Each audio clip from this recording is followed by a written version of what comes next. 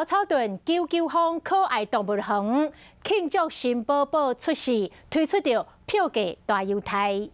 乌天鹅囝已经出世8、9天，和这个天鹅母照顾了真好。另外一边3礼拜大的鸟仔囝伫换毛前，差不多就是树仔顶咧耍，由鸟仔母伫饲。伫草屯镇的99峰古水的动物园，最近园区内生真侪囝。灰冠鹤哈，它是很难在台湾繁殖的啊。这次也生了一只灰冠鹤，所以我们园区每一个我们饲养员都非常的高兴。